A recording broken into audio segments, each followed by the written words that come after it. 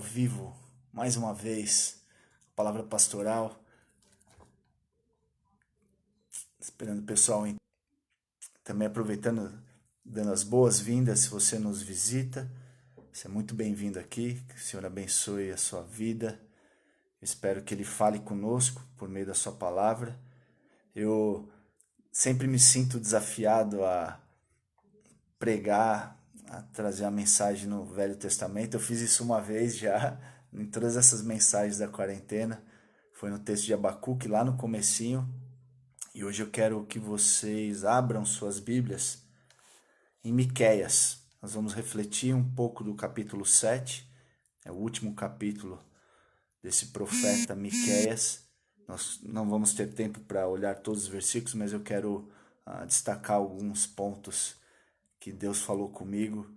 Então, mais alguns segundos aí. Marcelão, Deise, Leandro, Mirão, boa noite. Boa noite a todos.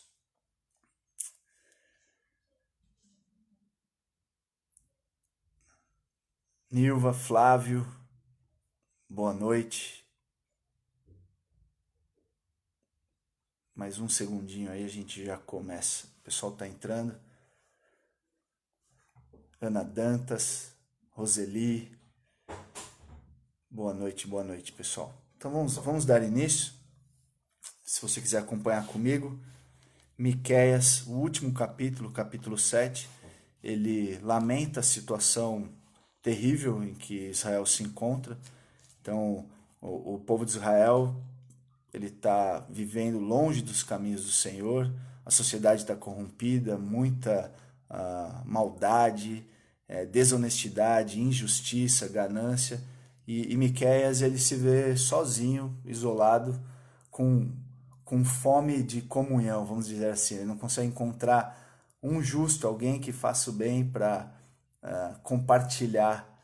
E esse é o tom desse último capítulo aqui. Ele está se lamentando pelos pecados, né, de Israel e pelo seu próprio também. E de certa forma nós estamos passando também por alguns perrengues, né, guardadas as devidas proporções. Nós estamos isolados, com fome de comunhão, tristes com tudo isso que tem acontecido. E a solução de Miqueias é: olhe para o Senhor, olhe para Deus, né? Coloque a sua esperança nele, assista o que ele está prestes a fazer. Não coloque sua esperança nas pessoas, não coloque sua esperança no governo, não coloque a sua esperança em você mesmo. Espera em Deus, coloque a sua esperança em Deus. Porque quando nós colocamos nossa esperança em Deus, nós não seremos abalados, né? A nossa fé ela não desmoronará. Nós podemos balançar, mas nós não cairemos. Então a palavra aqui é que ele coloca a esperança dele no Deus de Israel, e não no povo, não nele mesmo.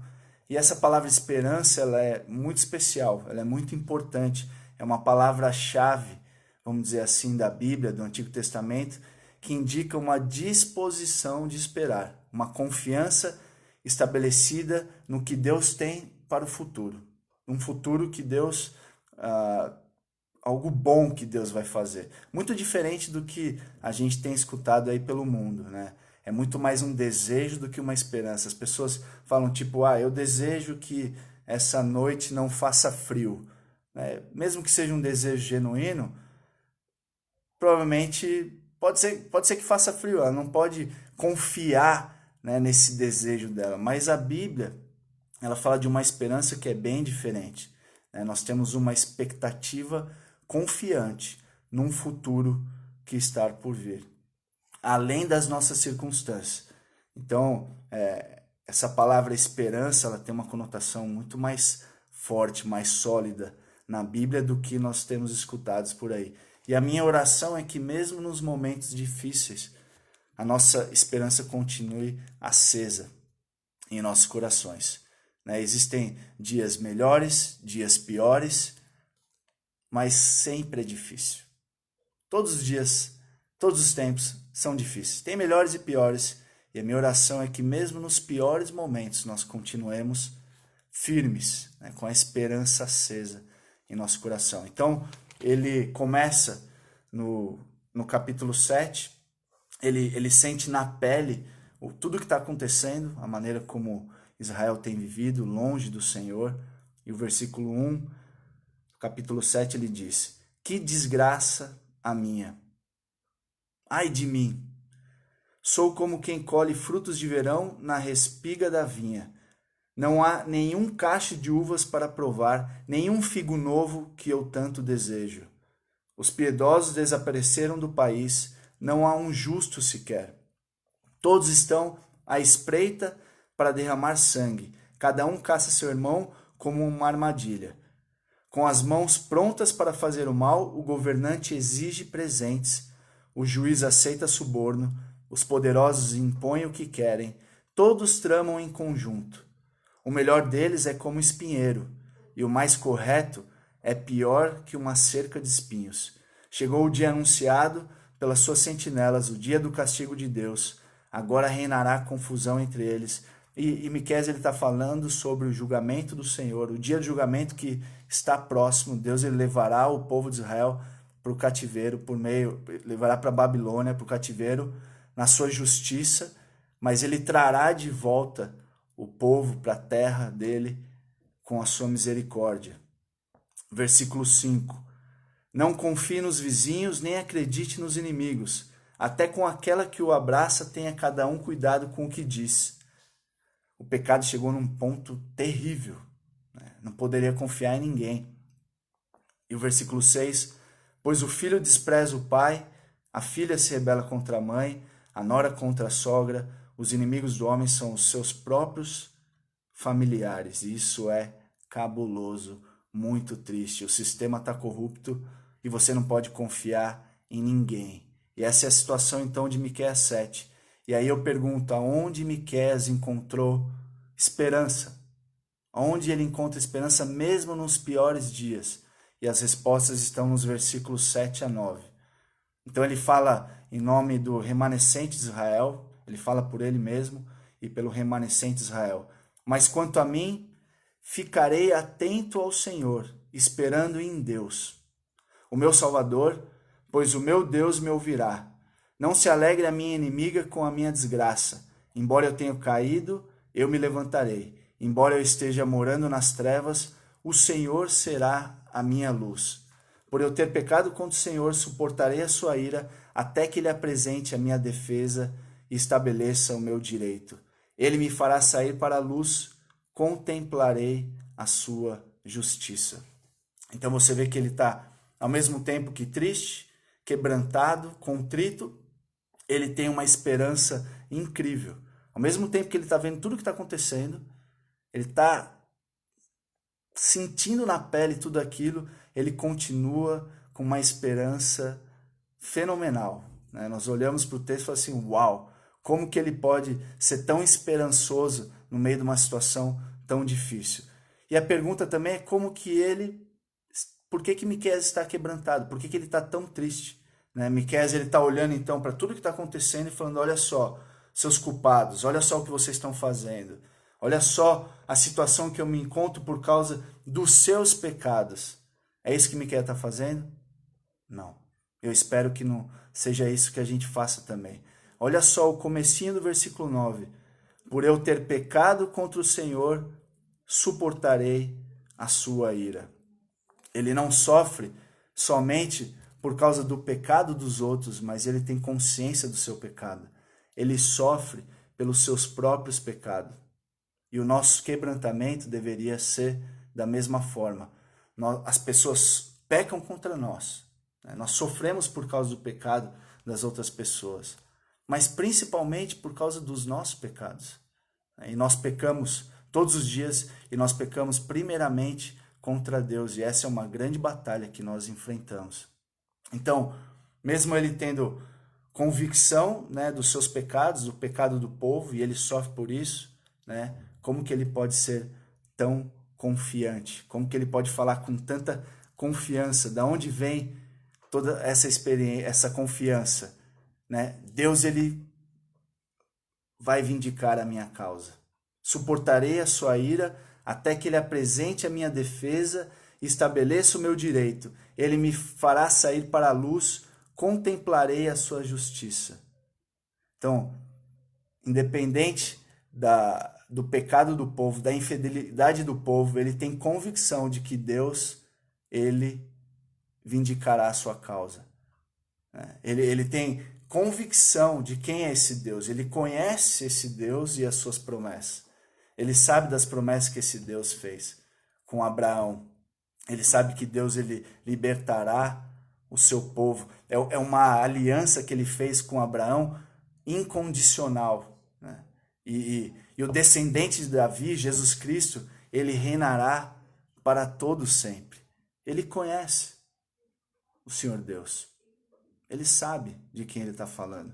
E no final do livro, com uma ênfase tremenda, ele fala algumas verdades muito legais aqui. Olha só, versículos 18 e 19.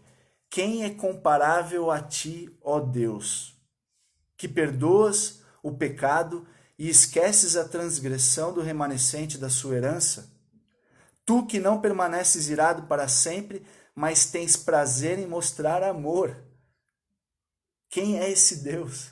Ele é o único Deus que perdoa todos os pecados. De novo terás compaixão de nós, pisarás as nossas maldades e atirarás todos os nossos pecados nas profundezas do mar.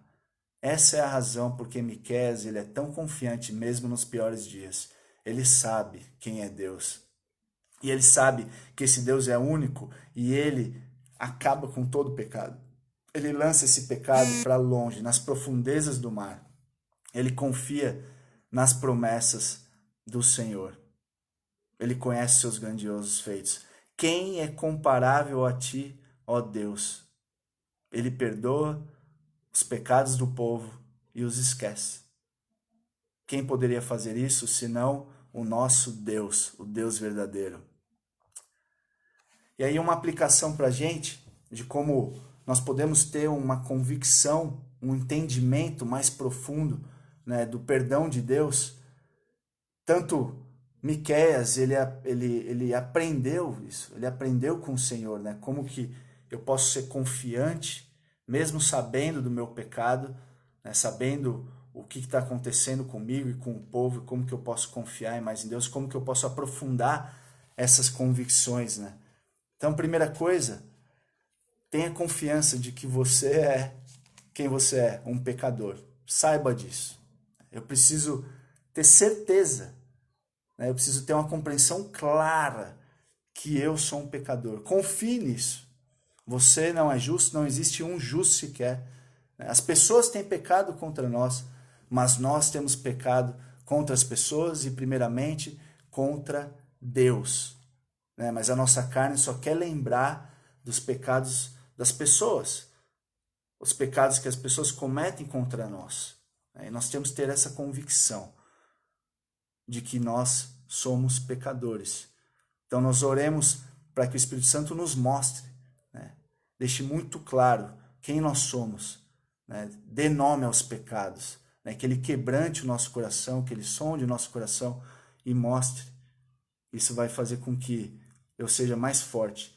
Em segundo lugar, a confiança de que não existe outro como Deus, que perdoa todos os pecados e Ele esquece as nossas transgressões. Ele não vai permanecer irado conosco. Ele tem prazer em demonstrar o seu amor por nós. Deus, ele é mais interessado em nos perdoar do que nós em não pecar e se arrepender. Esse é o tamanho do amor de Deus. Confie que não existe outro como Deus. E nós temos que estar profundamente convictos, tanto dos nossos pecados, como do perdão de Deus. Quanto mais convicto eu estiver do meu pecado, maior vai ser o meu entendimento, a minha profundidade do entendimento do perdão de Deus. Isso funciona também para o outro lado. Quanto maior for a minha convicção do perdão de Deus, mais convicto eu estarei dos meus pecados, e essas duas coisas elas trabalham juntas, né? Elas ajudam tanto a convicção do pecado como do perdão de Deus, elas trabalham juntas para aprofundar a convicção de ambos.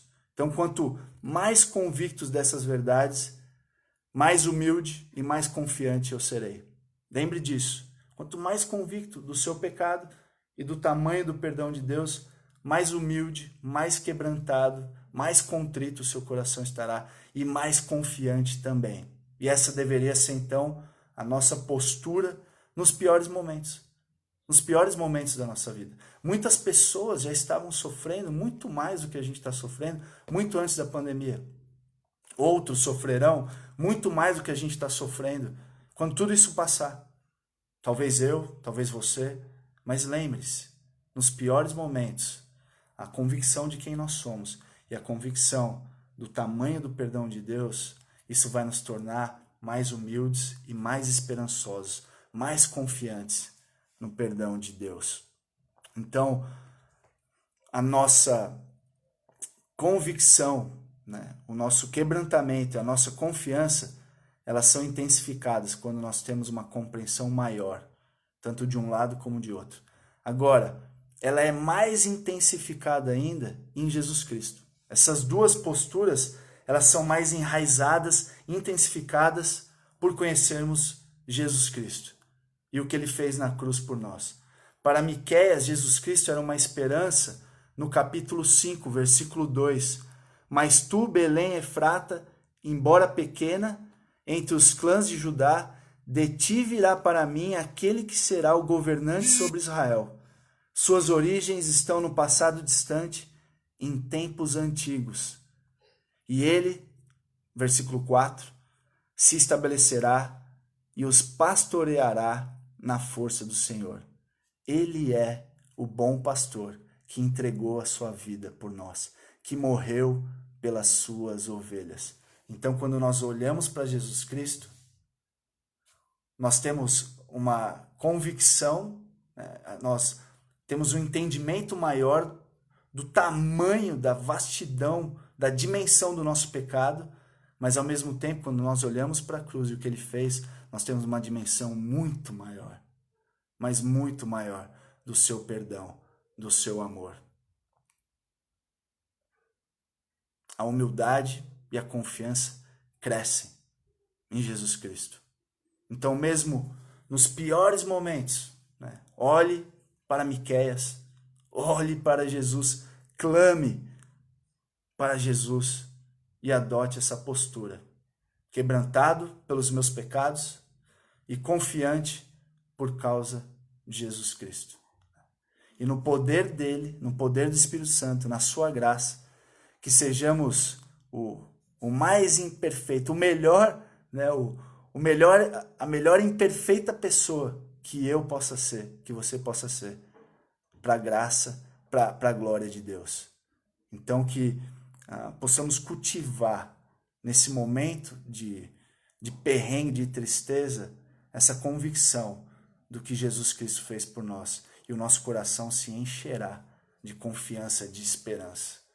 Não tem como perder. Está consumado. Jesus Cristo venceu a morte. Até mesmo nos piores momentos, o nosso coração explode de confiança e de esperança. E eu vejo na vida de um camarada que estava passando algo muito, mas muito pior do que a gente está passando. E não é caô, não é mentira, ele não está enganando ninguém. Esse é o coração de alguém que conhece o perdão de Deus. Esse é o coração, é o nosso coração, daqueles que foram redimidos por Jesus Cristo. Não tem como perder, está consumado. Louvado seja o Senhor por tamanho perdão que enche o nosso coração de esperança. Senhor, nós te louvamos, Pai. Muito, muito obrigado, porque mesmo conhecendo quem nós somos, convictos dos nossos pecados, que merecíamos a morte, o Senhor enche o nosso coração de esperança, porque o Senhor é o único Deus que pode perdoar todos esses pecados. E o Senhor lança esses pecados nas profundezas do mar. O Senhor perdoa todos os pecados em Cristo Jesus, no que Ele fez por nós naquela cruz. Louvado seja o seu nome por tamanha salvação, por tamanho perdão, que enche o nosso coração de confiança e de esperança, mesmo nos piores dias que a gente possa passar. Pai, essa pandemia, esse isolamento não é fácil, mas dias piores podem vir. E eu tenho convicção de que o Senhor está com o seu povo, o Senhor já perdoou os nossos pecados, e mesmo no perrengue, mesmo nos piores dias, o nosso coração se encherá de esperança e confiança naquilo que o Senhor fez na cruz do Calvário. Louvado seja o seu santo nome, por tamanha esperança. Jesus Cristo, a esperança da glória. Nós te amamos e nós oramos, agradecidos no seu nome. Amém. Amém. Pessoal, boa noite. Deus abençoe. Até breve. Boa noite. Tchau, tchau.